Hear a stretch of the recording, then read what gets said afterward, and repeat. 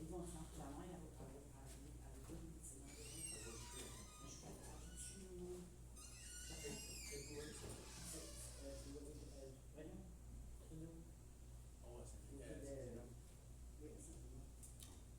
Eh bien, on va débuter. On va chanter le 595.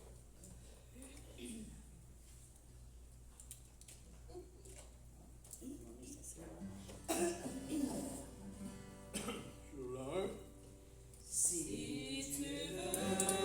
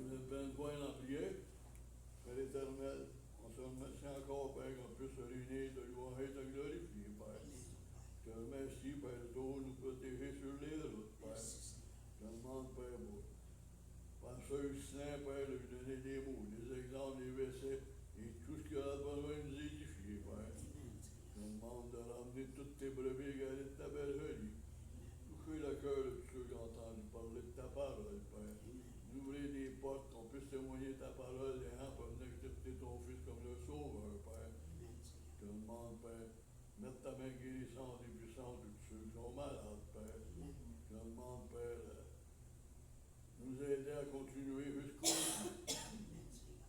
Souvenir à nos besoins, Père. Je te demande, Père, pardon, les nombreux choses, nombreux manquements qu'on fait comme toi, chaque jour, Père. On sait au nom de ton Fils Jésus, la plus grande gloire. Amen. Amen. Nous asseoir. On va chanter le 78. Amen.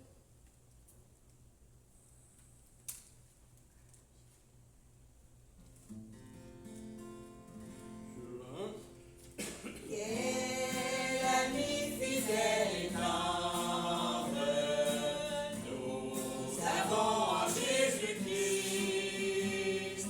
toujours prêt à nous entendre, à répondre à notre cri. Il connaît nos défaillances, nos chutes de chaque jour, sévère ses exigences, il est riche en son amour. Sur le 2. Quel ami fidèle et tendre, nous avons en Jésus-Christ, toujours prêt à nous comprendre, quand nous sommes en souci. Disons-lui toutes nos craintes, ouvrons-lui tout notre cœur. Bientôt ces paroles simples nous rendront le vrai bonheur. Sur le 5. Quel ami fidèle et tendre, nous avons en Jésus-Christ, bientôt il viendra nous prendre, pour être au ciel avec lui. Suivons donc l'étroite voie, en comptant sur son secours. Bientôt nous aurons la joie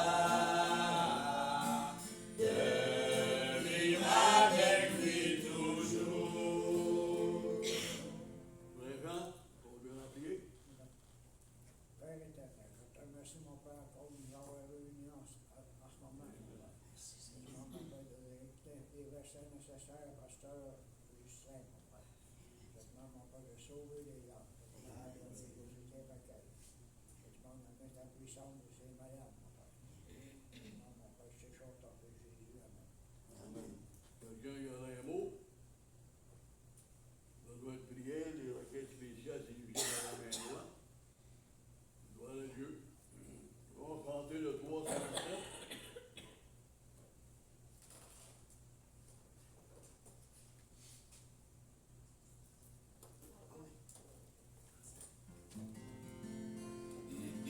Sur le 1.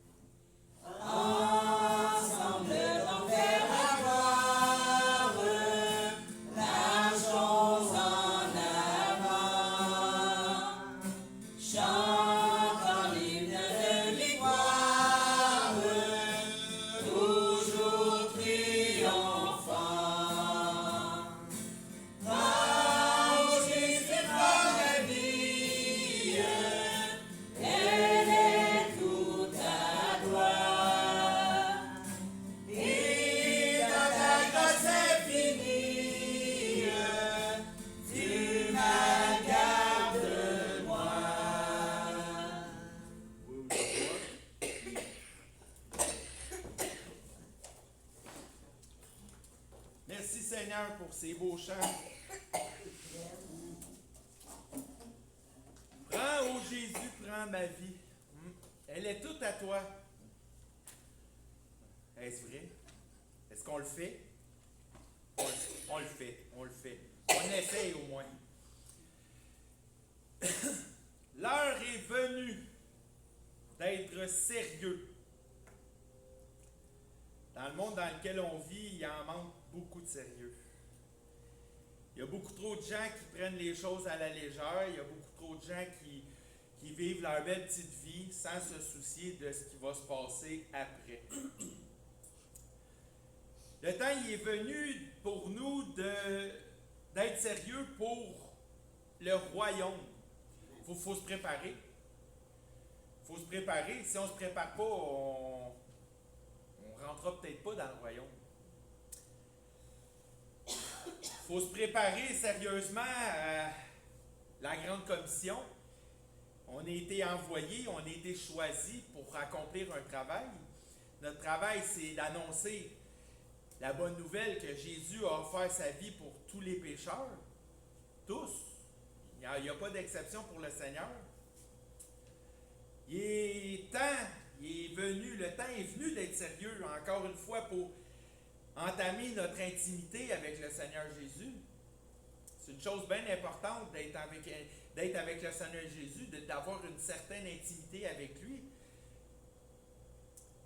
Il faut montrer au Seigneur Jésus la reconnaissance qu'on a du sacrifice qu'il est allé faire. Il est temps d'être sérieux dans notre relation avec Dieu. On est supposé de mettre Dieu en premier dans tout ce qu'on entreprend, même au travail.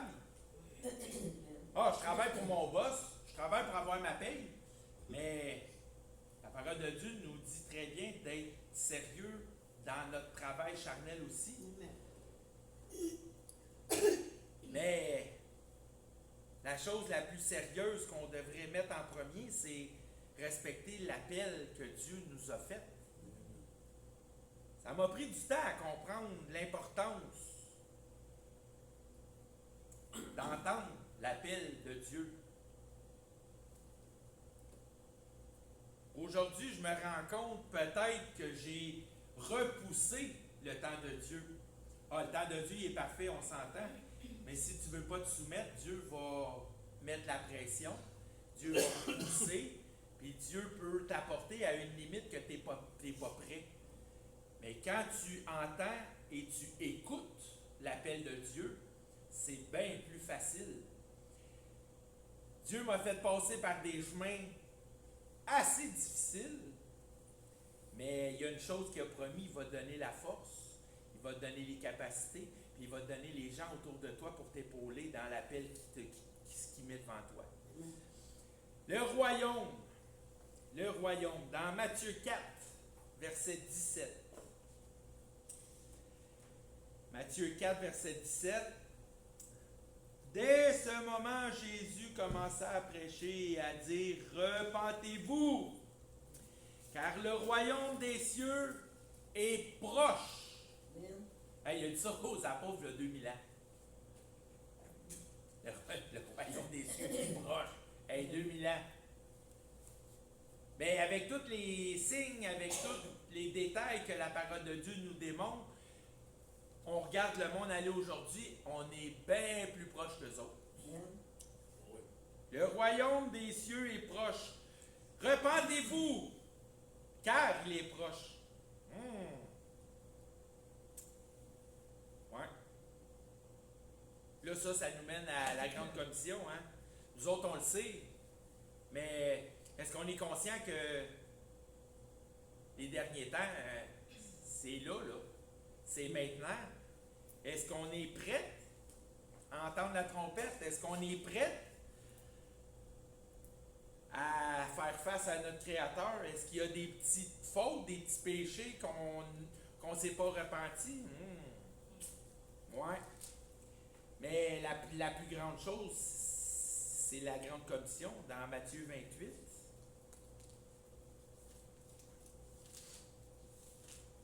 Matthieu 28. Versets 18 à 20.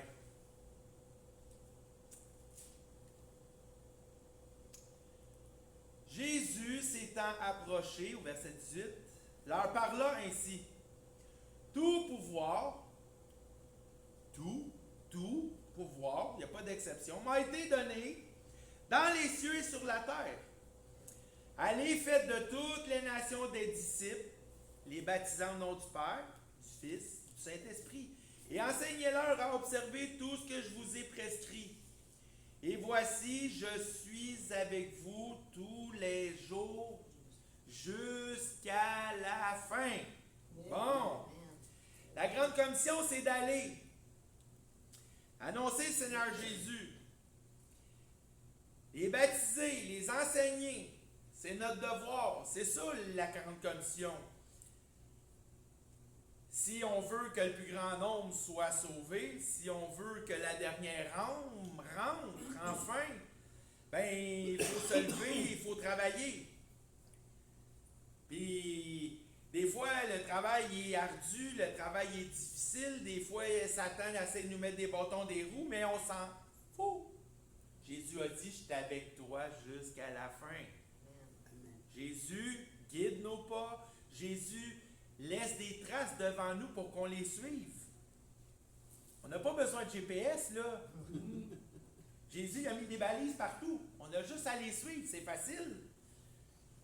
Mais notre chair essaie de nous tirer vers le bas. Jésus, il nous tient presque la main pour avancer. Qu'on s'appuie sur lui, parce que lui, il a tout pouvoir dans les cieux et même sur la terre. Amen. L'intimité avec Jésus. Ouais. C'est des choses que j'ai rarement entendues dans ma vie spirituelle. On a besoin d'être proche du Seigneur. Comment tu fais pour avoir de l'intimité avec quelqu'un? Jérémie 29 nous mentionne au verset 13. Vous me chercherez et vous me trouverez. Ah, il n'est pas caché, hein? Tu sais, quand tu joues à cache-cache, là, il faut que tu cherches. Mais Seigneur Jésus, tu n'as pas besoin de le chercher. Il est là. Il est partout. Dans tout ce qu'on va faire. Si vous me cherchez de tout votre cœur. Bon, c'est pas physiquement qu'on va chercher Jésus. Non. C'est avec notre cœur. Jésus se tient à la porte et il frappe.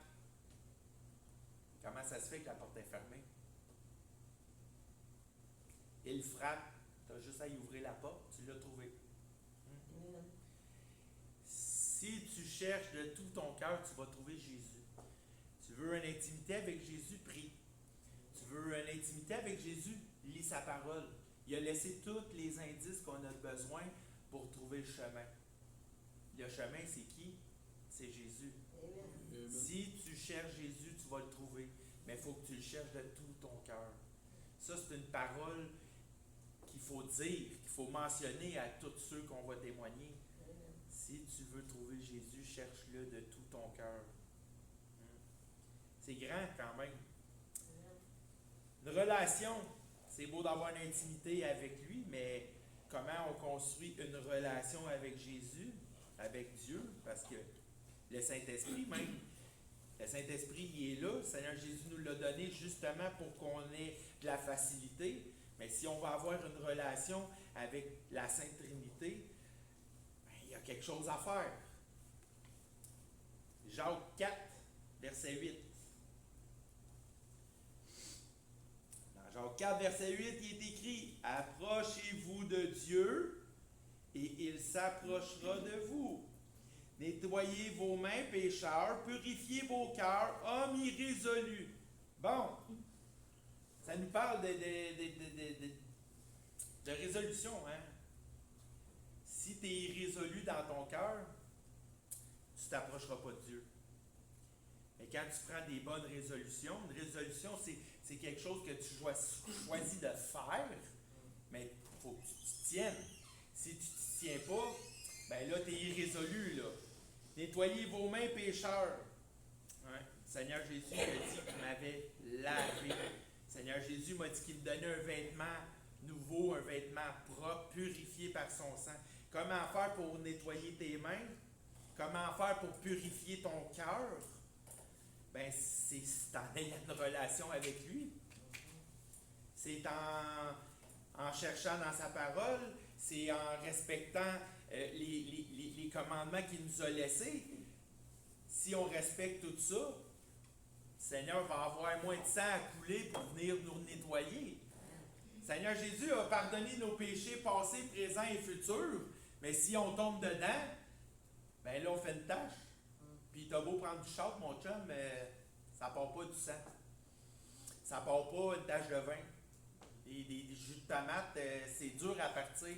Mais le sang de Jésus, lui, par exemple, il efface tout. Il efface tout parce que son sang est pur.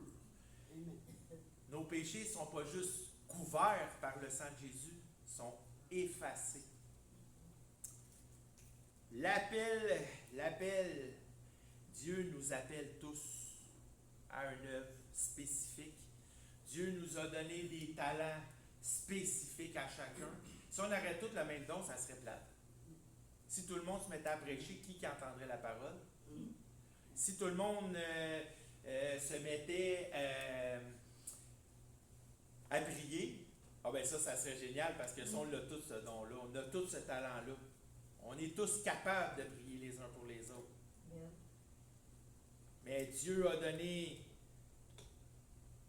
des qualités, des forces. Tu as besoin d'un petit meuble comme celui-là. Ben, celui-là, c'est Pasteur Marcel avec ses talents un petit peu moyens. Ben, il a fait ça avec tout son cœur. C'est utile. Ben, si tu veux un meuble un peu plus beau, ben, va voir Frère Normand. Frère Normand a fait toute sa vie. Oui. On s'entend qu'il en a fait beaucoup déjà. Il est rendu à une étape qui est moins capable. Mais à l'époque, Frère Normand était toujours là pour aider tout le monde. Je me rappelle de mon frère René, tu avais besoin de prières spécifiques. Lui, il était un homme de prière. J'aimerais ça avoir ce don-là aussi. Mais Dieu l'avait donné à frère René. Dieu donne un sourire dans le visage d'une sœur, d'un frère. Il donne l'écoute à un frère, à une sœur. Dieu t'appelle à servir avec les talents que tu as, avec les capacités que tu as, puis Dieu ne te demande jamais quelque chose d'au-dessus de tes forces. Mais quand Dieu appelle, il faut répondre présent. Parce qu'au bout de tout ça, Dieu nous promet une grande rémunération, mais si on ne fait pas ce que Dieu place devant nous, c'est nous autres qui est perdants. Maintenant, venu le temps d'appliquer des changements dans nos vies, des changements dans nos travails, dans nos relations, parce que les gens nous observent, les gens nous jugent à ce qu'ils voient. Dans les derniers temps dans lesquels on se trouve, les gens voient la différence d'un enfant de Dieu contrairement à un autre. Les gens t'observent, les gens te voient. Hey, toi, tu n'es pas comme les autres. Merci, gloire à Dieu. Il est temps de s'approcher de plus en plus de Dieu. Parce que si on s'en éloigne un petit peu, c'est trop facile de s'en éloigner beaucoup. Dès qu'on laisse un peu de lousse, on dit à nos enfants, on leur donne du lousse, on lui donne un pied, il en prend 8. Ben, c'est la même chose pour nous. Si on s'éloigne d'un pied, ben, on va s'en éloigner de 8 pieds. Il faut rester près de Dieu pour rester plus ferme, pour rester dans l'espérance, pour avoir la foi, il faut s'approcher de Dieu. Si on s'éloigne de Dieu, là, les choses deviennent un peu plus difficiles. Si on s'éloigne du Seigneur Jésus, si le Seigneur Jésus, on le laisse marcher un peu plus vite, on les trace, peut-être que la pluie va venir les effacer. Il faut qu'on le talonne, il faut rester proche. Si on veut adapter des changements, quand tu t'éloignes de Dieu, quand on dit chasse le naturel puis revient au galop, ben c'est la vérité quand même. Il faut rester proche de Dieu, sinon nos vieilles habitudes vont revenir nous éloigner. À travers de tout ça, on doit adopter un changement parce que le témoignage qu'on laisse paraître, c'est de cette façon-là qu'on va démontrer les 3 choses que je vais parler après. c'est pas un message que j'apporte ce matin, c'est plus un témoignage des choses qui viennent. Il y a le royaume, le ciel, la terre promise que Dieu nous a montré dans sa parole. Jean 3,16, car Dieu a tant aimé le monde qu'il a donné son Fils unique afin que quiconque croit ne périsse point, mais qu'il ait la vie éternelle. La vie éternelle, mais c'est dans le royaume que Dieu est en train de nous construire. Seigneur Jésus, je m'en vais vous préparer une place. Ça prend du temps. Ça prend du temps de préparer une place pour tout le monde. C'est la promesse qui nous a été faite. C'est ça qu'on doit démontrer au monde extérieur, que Jésus veut te préparer une place dans son royaume. Qu'est-ce que t'attends? Approche-toi. Malheureusement, il y en a qui ont abandonné. Il y en a qui ont cru, mais qui n'ont pas voulu faire de sacrifice. Il y a un endroit qui leur est réservé aussi. Matthieu 8, 12. Matthieu 8, verset 12. C'est plate. C'est plate. Ça me rend triste, ça. Mais les fils du royaume seront jetés dans les ténèbres du dehors, là où il y aura des pleurs et des grincements de dents. Les fils du royaume. Il est écrit que même dans l'Église, un va être pris, un va être laissé. Wow! Tu connais la vérité, mais tu t'en es éloigné. J'ai beaucoup de noms en tête. Compris le Seigneur qui peut se ramener ceux qui ont abandonné. Il y en a beaucoup que je peux nommer des noms, mais je sais que dans le cœur de chacun de mes frères et sœurs, il y en a d'autres aussi. Compris fort que ces gens-là puissent réaliser la perte immense qu'ils vont obtenir. Je me disais, m'éloigne de Dieu, je vais dans les ténèbres. Ça, c'est une souffrance mentale, là, parce que tu vas tellement être en colère, tu vas tellement être déçu que tu vas pleurer, puis grincer des dents de colère. Je me dis quasiment, des fois, j'aimerais quasiment mieux brûler, avoir une souffrance physique qu'une souffrance mentale, émotionnelle. Je ne sais pas si c'est mieux d'être dans les ténèbres ou d'aller en enfer. Moi, une souffrance physique, ça m'importe peu. Je suis capable de toffer, je suis capable d'endurer, mais quand tu as une souffrance dans ton cœur, dans ta tête, on dirait que c'est insupportable. Ben pour moi, ça dépend des gens, là. Mais il y a un autre endroit pire, dans Apocalypse 20.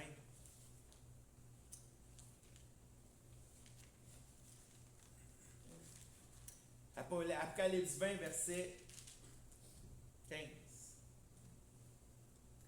Il y en a qui ne croient pas à ça, c'est drôle. Quiconque ne fut pas trouvé écrit dans le livre de vie fut jeté dans l'étang de feu. Merci Seigneur, mon nom y est écrit. Un feu dévorant qui brûle éternellement, qui va te brûler éternellement sans même te consumer. Hey. Quand j'étais plus jeune, là, je travaillais dans un restaurant, là, puis il y avait le four à pizza. J'ai baissé ma main, trop stress, trop rapide. Je me suis tout brûlé le dessus du doigt. Et puis là, des brûlures, là. Je me suis habitué avec les années. Je travaille avec une torche. Je me suis brûlé plusieurs fois. Mais quand j'étais plus jeune, je n'étais pas capable d'endurer ça. J'ai mis mon doigt sur le comptoir de même au restaurant. J'ai pris le couteau de chef. Hey, le fou! J'aurais aimé mieux me le couper qu'endurer de la brûlure. Puis là, la cuisinière est arrivée. Hey, le malade, qu'est-ce que tu fais là? Hey, man, dis-moi une brûlure, je suis pas capable. Je suis pas capable. T'imagines-tu, t'es dans un lac de feu, de soufre. Tu sais, de la lave, là, tu vois ça, des volcans, là. T'es là-dedans, là. tu brûles au complet partout, là. Puis là, la brûlure, premier, deuxième, troisième, quatrième, cinquième, 72e degré, on s'en fout, là. Il n'y en aura pas. Tu vas souffrir, c'est tout. Amen. Souffrance éternelle. Merci Seigneur. Amen. C'est parce- Seigneur, il a tout enduré ça juste pour moi. Pour nous. Pour chacun. Hey, wow. Mais les gens, ils n'ont même pas peur. Ça va être un gros party. Ça sera pas de la mousse, là, mes amis, là. Ça sera pas de la belle mousse, puis tu vas avoir du fun, non? Les gens, ils n'ont pas idée, j'ai juste une vie à vivre. Wow! Mais t'as oublié celle d'après. Un appel, c'est un appel à se lever debout, à travailler. Le temps va nous manquer. C'est le temps de mettre notre vie entière au service du Seigneur, parce que la fin approche. On a toutes des petites vies, on a toutes des choses, on a toutes des responsabilités, oui, mais il faut mettre Dieu en premier. Il faut mettre Dieu en premier. Dieu t'appelle, Dieu te met un œuvre à faire. Fais-la. Dieu va te bénir. Dieu va prendre soin de toi. Dieu y aime ceux qui travaillent. Quand Dieu est allé vers Gédéon, là, au début, là, qu'est-ce qu'il faisait Gédéon? Il travaillait. Tous les grands hommes de la parole de Dieu, les apôtres, tous les apôtres, qu'est-ce qu'ils faisaient? Jésus est allé chercher, il travaillait. Dieu, il aime les travailleurs. Les paresseux, là, non. Quand Dieu est allé voir David par le prophète Samuel, qu'est-ce qu'il faisait, David? David, il était dans le champ, il était avec ses brebis, il faisait son travail, et il le faisait avec cœur. Parce que pour aller arracher une petite brebis, une brebis, là, j'en ai 500, m'en sacs-tu deux? Non. Non. Le roi David, il est allé, puis il a battu le lion. Il a arraché de sa gueule. Il faut que tu aies du cœur à l'ouvrage, là. Faut que tu l'aimes ta job, là. Un lion, pas un chat, là. Il y en a des chats, là, des savannas, là, qui sont hauts de même.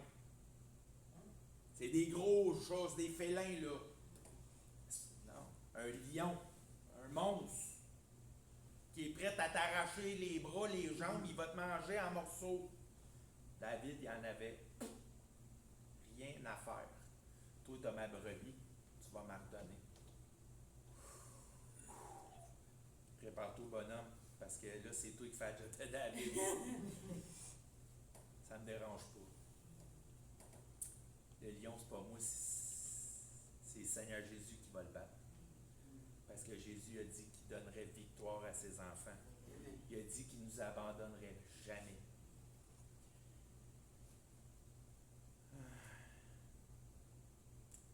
Dieu aime des serviteurs fidèles. Le roi Saül, quand il était possédé, qu'on pourrait dire, là, il avait des problèmes entre ses deux oreilles puis qu'il allait pas bien, il a demandé un joueur de harpe. Mais le roi David, il n'était pas seulement un berger, c'était un grand musicien. Puis c'était un des plus excellents dans ce qu'il faisait. Mais les gens ont tous nommé David. Puis quand David jouait de la harpe, il apaisait les souffrances de Saül. Dieu aime ceux qui font bien. Il choisit ceux qui font bien ce qu'ils font en premier lieu. Dieu sait qu'on est fidèle dans ce qu'on fait. Dieu sait qu'on travaille bien dans ce qu'on fait. Moi, j'aime dire toujours que mon travail, c'est pas seulement un travail. Mon travail est signé de l'excellence. Quand je fais une toiture, je le fais comme si ça serait ma propre maison. Je veux que mon travail soit reconnu. Je veux que les gens savent que s'ils m'engagent, ils vont avoir un travail de qualité. Je suis comme ça dans ma vie. Il faut que les choses soient faites comme il faut. Sinon, je ne suis pas bien. Puis quand mon boss me demande de faire les coins ronds puis de faire des affaires tout croche, j'ai hâte de moi. J'ai hâte de moi, j'aime pas ça. Non, on fait pas ça, c'est pas de même que ça se fait. Ouais, mais je l'ai ce mot-là. J'aime que les choses soient faites à la perfection. Ouais, ouais, ouais. Mais Dieu, là, c'est ça qu'il aime. C'est ça qu'il veut. Puis Dieu, il choisit des gens qui se donnent entièrement à la tâche quand il y a une tâche à accomplir. Il y a beaucoup de gens qui veulent la grosse porte. Regardez-moi comment je suis bon. Mais ils veulent faire aucun sacrifice pour arriver là. Aucun. Ben non. Mais la parole de Dieu nous dit, sois fidèle dans les petites choses et je vais t'en confier des plus grandes. Je veux pas paraître hautain, je veux pas paraître mieux que je suis, parce que l'apôtre Paul a dit, après tout avoir accompli, je suis un serviteur utile. Ça c'est une phrase, un verset que je garde en tête. Mais j'ai essayé toute ma vie d'être fidèle dans les petites choses. Les petites choses que personne ne voit. Dieu, il aime ça. J'aime travailler dans le secret. Les œuvres que Dieu place devant moi, je les fais, puis je les fais avec tout mon cœur parce que je veux plaire à Dieu. Ah, mais Ghislain, il est fin. Ghislain, il aide tout le monde. Ghislain, il a fait ci. Ghislain, il a fait ça. Chut! Je fais pas ça pour plaire à personne. Je fais pas ça pour être gentil avec le monde. Je le fais parce que j'aime Dieu et c'est ce que Dieu demande. Si tu es fidèle dans des petites choses, mon but c'était pas de faire des grandes choses. Mais mon cœur est entier à Dieu. Je veux lui plaire, je veux le servir, puis je veux honorer, puis je veux lui montrer la reconnaissance que j'ai du salut qu'il m'a offert. La grande grâce qui m'a été donnée. Tu veux être grand sans te préparer? Oublie ça. Tu veux être grand? Ben prépare-toi. Travaille fort. Les gens veulent les promesses, mais sans rien accomplir. Ils veulent les grandes promesses, mais ils ne veulent pas travailler. Ben voyons donc. La parole de Dieu nous dit que chaque ouvrier mérite son salaire. Je crois que c'est frère Étienne qui a mentionné ça à l'ordination. Chaque ouvrier mérite son salaire. Ouais. Mais tu veux que les promesses de l'Éternel s'accomplissent? Travaille. Travaille. Fais de ton mieux. Dieu ne te demande pas de lui offrir mer et monde, mais il a dit, donne-moi tout ce que tu es capable de me donner. Des fois, ça ne nous tente pas. Des fois, Satan vient semer des petites graines de paresse. Mais le Seigneur a dit qu'il renouvellerait nos forces. Des fois, il y a des choses qui ne me tentaient pas bien. Puis, je ne serais pas capable de faire ça. Mais le Seigneur, il a toujours été là. Puis, il m'a toujours donné les capacités. C'est sûr qu'en vieillissant, on en repère. Mais le Seigneur va te donner les forces d'accomplir ce qu'il met devant toi quand même. Amen. Proverbe 13, verset 4. L'âme du paresseux a des désirs qu'il ne peut satisfaire, mais l'âme de l'homme diligent est rassasiée. Les paresseux, ils veulent tout obtenir, mais rien faire.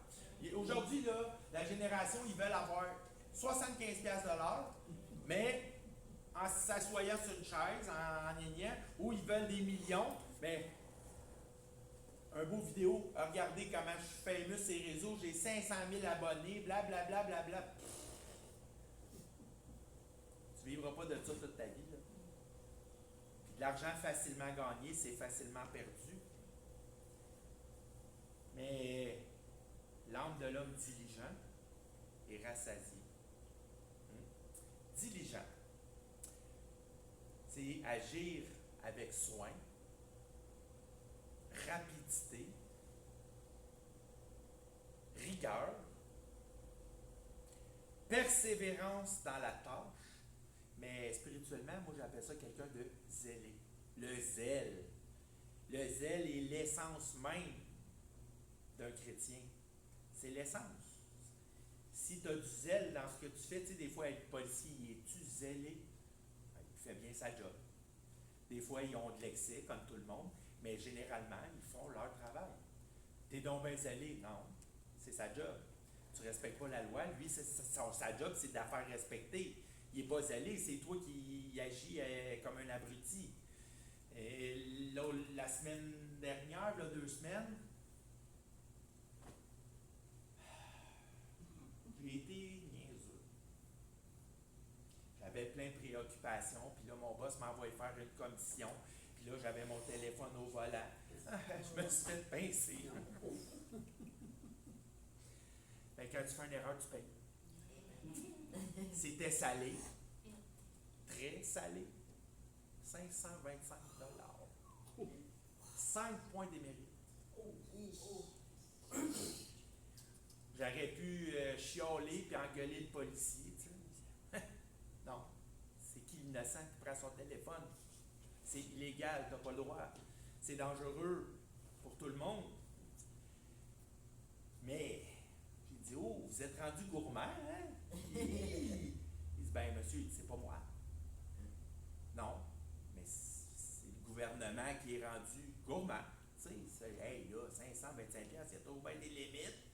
Je n'ai pas passé sur un piéton, là. Ouais. Mais ça aurait pu, parce qu'il y avait une distraction.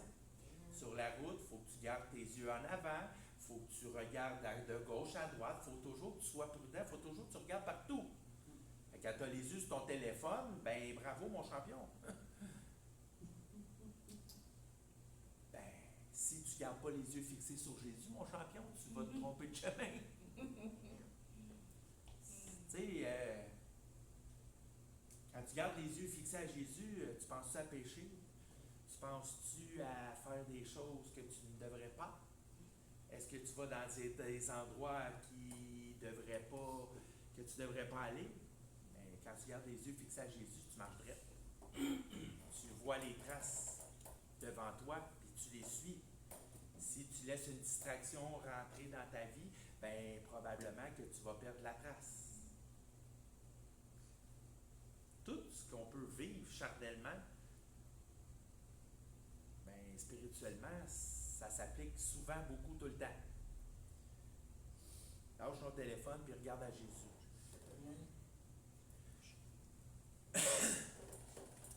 Pour terminer, dans Jean 8, 58, Jean 8, 58,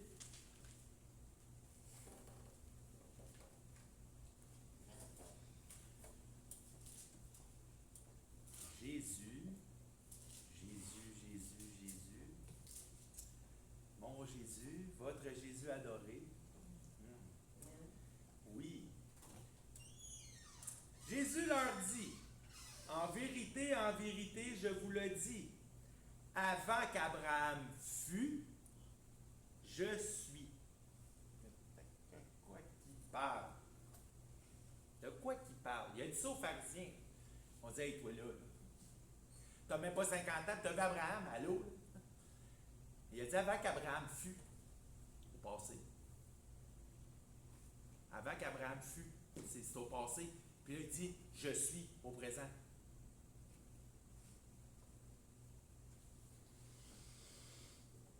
Pourquoi il a parlé d'Abraham au passé? Parce qu'Abraham était loin derrière, longtemps qu'il était mort. Mais pourquoi je suis? Avant qu'Abraham fût, j'étais. C'est au passé. Non. Le Père, le Fils, le Saint-Esprit sont hors du temps. Il est omniprésent. Il est partout tout le temps. Il est omnipotent. Il est tout. Il est le début, il est la fin. Je suis. Il est au présent. Puis c'est drôle, Sœur Rosa a dit, aujourd'hui c'est le présent, mais demain ça va être aussi le présent. Parce que demain tu vas être dans ton présent. C'est pas fou. Jésus nous dit, la parole de Dieu nous dit de laisser le passé derrière parce qu'on ne peut rien y faire. C'est passé, c'est passé. Puis le futur, il ne t'appartient pas. Pourquoi remettre à demain ce que tu peux faire aujourd'hui? Jésus a dit, je suis. Jésus est là, dans le présent, là, maintenant. Demain, là, il aura soin de lui-même, c'est écrit. Pourquoi qu'on se projette dans le futur, puis qu'on traîne notre passé, ça ne sert à rien. On est aujourd'hui, maintenant. On ne peut rien changer au passé, puis on ne peut rien faire pour le futur. Dieu a dit qu'il va prendre soin de demain. Et pourquoi je m'inquiète de demain? Dieu va s'en occuper. Y a-t-il quelqu'un de mieux placé pour s'occuper de demain que Dieu lui-même? Moi, même si je ferais n'importe quoi, là, je ne sais pas ce qui va se passer demain, je peux peut-être même pas me lever. C'est lui qui décide. C'est lui qui a pensé demain. Mais je perds du temps avec hier, puis je perds mon temps avec ce qui va se passer demain. Mais je ne m'occupe pas de maintenant. Maintenant, c'est le présent, c'est là. C'est là qu'il faut agir, c'est là qu'il faut faire les choses. Puis Jésus n'est pas dans le passé, puis le futur, Jésus est là maintenant. C'est dans le présent. C'est aujourd'hui qu'il faut présenter Jésus au monde. C'est aujourd'hui qu'il faut travailler dans l'œuvre pour Jésus. C'est aujourd'hui qu'il faut démontrer à Jésus la reconnaissance qu'on a du sacrifice qu'il a fait. Qu'on vive aujourd'hui. Aujourd'hui, j'ai entendu ça aussi. Aujourd'hui, c'est un cadeau parce qu'on l'appelle présent. J'ai trouvé ça intéressant. On est dans le présent. Puis aujourd'hui, maintenant, c'est un cadeau que Jésus nous fait. De quelle façon qu'on peut lui redonner la gloire, de lui donner la reconnaissance, de lui rendre un peu de ce qu'il nous a offert, bien, c'est en faisant les œuvres qu'il place devant nous, c'est en travaillant à son œuvre, c'est en allant dehors, aller dire aux gens, hein, connaissez-vous Jésus? Savez-vous ce que Jésus a fait pour vous? Est-ce que vous savez ce que Jésus a sacrifié pour vous? Aujourd'hui, maintenant, on doit travailler parce que demain, ça peut être la fin. Qu'on s'occupe d'aujourd'hui, qu'on accomplisse les œuvres que Jésus place devant nous aujourd'hui, parce que demain, une grande récompense va nous être donnée.